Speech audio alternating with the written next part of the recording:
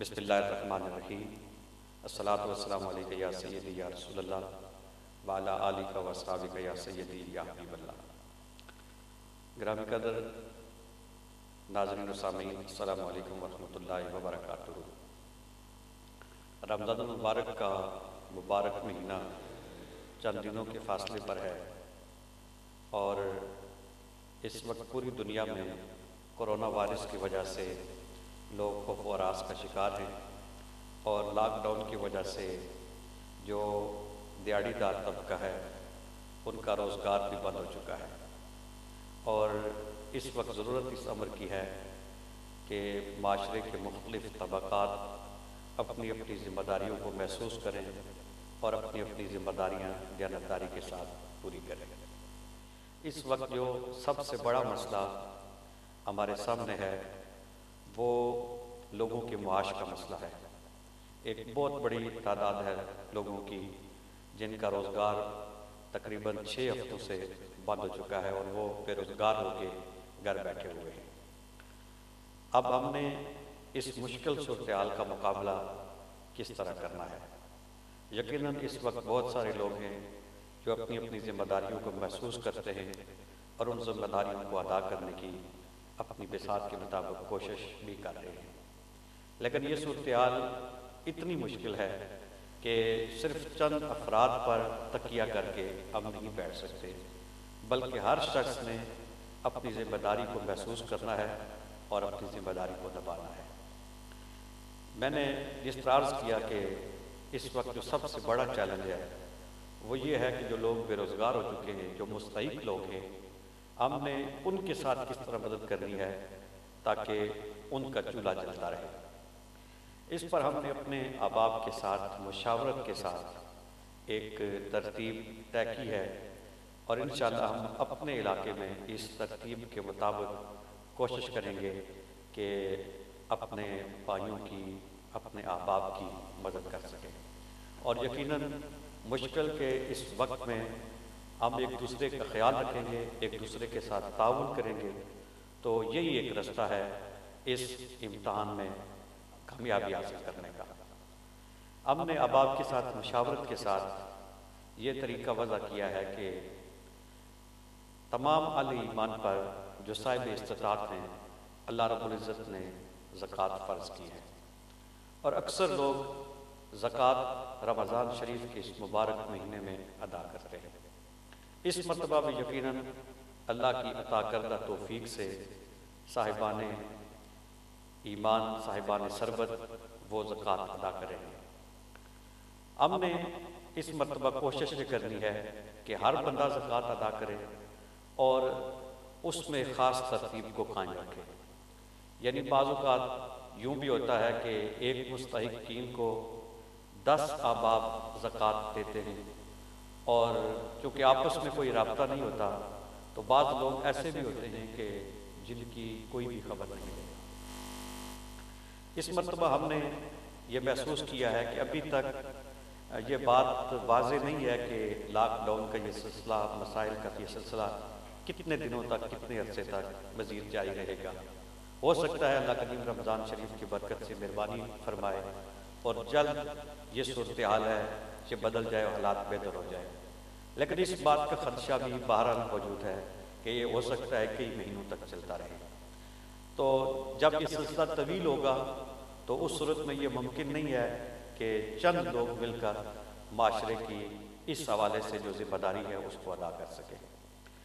ہم نے اس کے لیے یہ ترتیب وضع کی ہے کہ احباب کو اس حوالے سے موٹیویٹ کیا جائے کہ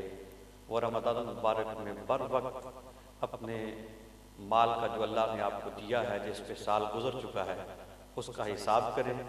اور پھر اس میں سے غرباء اور مساکین کا جو حصہ ہے وہ ان کے گھروں تک پہنچائیں۔ اور اس کے لیے ترتیب جو زیادہ مناسب محسوس ہوئی وہ یہ ہے کہ ایک فرد، ایک مستحق کی ذمہ داری اٹھائے، ایک خاندان کی، اور وہ اگلے یہ جو 3-4 ماہ ہیں، جتنے عرصے تک یہ صورتحال قائم رہتی ہے، جہاں وہ اپنے گھر کے اخراجات پوری کرتا ہے، ضرورتیں پوری کرتا ہے، وہ ساتھ ایک مستحق خاندان کی کفالت بھی کرے، اور اس کے لیے ہم نے یہ محسوس کیا ہے کہ 3,500 روپے رقم کے ساتھ وہ ایک خاندان کی مدد کرے یا 3,500 روپے کا سامان جو ضروری اشیاء ہیں وہ ان کی خدمت میں پیش کرے. اور یہ کسی بھی جو متوسط جو لوگ ہیں ان کے لیے بھی یہ اس کا اہتمام کرنا یہ اتنا مشکل نہیں ہے، یہ اہتمام کیا جا سکتا ہے. اس حوالے سے ہم نے کام شروع کر دیا ہے اور مختلف آبادیوں میں مختلف لوگوں نے کچھ احباب اپنے ذمے لیے ہیں کہ جتنے عرصے تک بھی یہ صورتحال قائم رہے گی ہم انشاءاللہ ایک ایک خاندان کی کفالت کا فریضہ سر انجام دیں گے. اللہ رب العزت ان کے اس جذبے کو اپنی بارگاہ میں قبول فرمائے اور انہیں اس پر اجر بھی عطا فرمائے. اور اس پر ہم نے اس کام کو منظم کرنے کے لیے 3 افراد پر مشتمل ایک کمیٹی قائم کی ہے.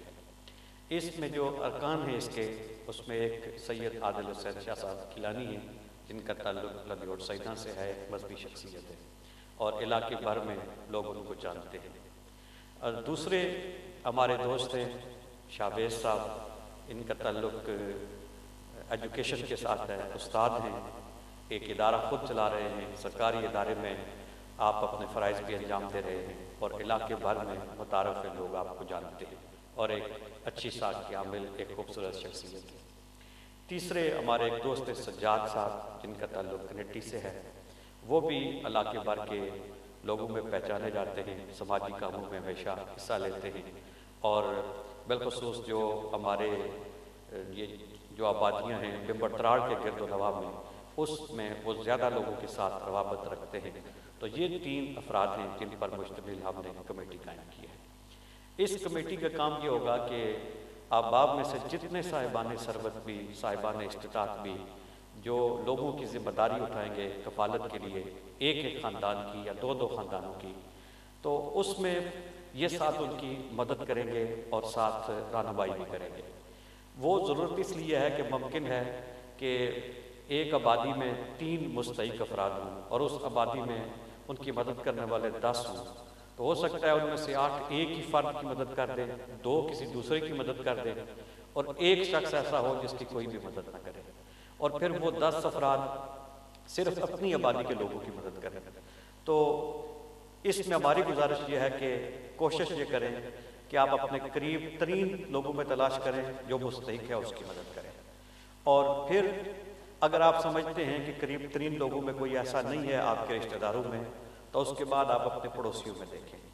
اگر پڑوسیوں میں بھی کوئی ایسا نہیں ہے تو پھر اپنے گاؤں میں دیکھیں اور اپنے گاؤں میں بھی ایسا نہ ملے کہ جس کی کوئی مدد نہ کر رہا ہو اور اس کی ضرورت ہو، تو پھر آپ باہر کی آبادیوں میں احباب کو تلاش کریں. اور اس سلسلے میں جو شخص بھی جس شخص کی ذمہ داری اٹھاتا ہے وہ یہ جو 3 رکنی کمیٹی ہے ان کو ضرور مطلع کرے کہ میں فلاں شخص کا ذمہ اٹھاتا ہوں، تاکہ اگر پہلے سے کسی نے اس کا ذمہ اٹھایا ہو تو یہ آپ کو بتا سکیں کہ اس کے لیے پہلے کوئی شخص اہتمام کر رہا ہے، تو آپ باقی لوگوں میں سے کسی کی طرف توجہ کریں. اور پھر یہ ہے کہ اگر آخر میں سب کے لیے اس طریقے سے اہتمام نہ ہو سکا، ہمارے اندازے کے مطابق اس وقت ہماری یہ جو آبادیاں ان میں سے تقریباً 250 سے 300 کے قریب ایسے لوگ ہیں کہ جن کی خدمت کرنے کی مدد کرنے کی ضرورت ہے ہمارے پاس جو ڈیٹا دستیاب ہے اس کے مطابق. تو ممکن ہے کہ کوئی 50-100 خاندان ایسے بھی بچ جائیں کہ جن کے لیے ہمیں اس طرح ان کی کفالت کے لیے کوئی شخص نہ مل سکے، تو اس صورت میں ہم اپنے باقی وسائل سے کوشش کریں گے کہ ان لوگوں کی بھی مدد کی جائے. تو جب یہ ڈیٹا ہمارے پاس موجود ہوگا تو ہمیں یہ پتہ چل جائے گا کہ فلاں کے لیے کوئی اہتمام ہو چکا ہے اور فلاں کے لیے اہتمام نہیں ہو سکا. تو اس لیے سب اب آپ کی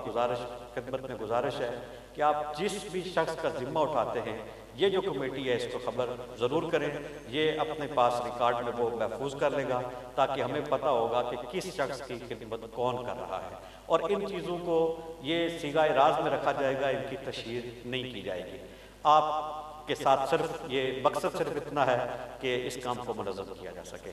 اور اس ترتیب کے ساتھ انشاءاللہ ہم آگے چلیں گے. اور آپ سب جانتے ہیں کہ زکوٰۃ مال کا جو آپ کے پاس جس پہ سال گزر چکا ہو اس پہ فرض ہوتی ہے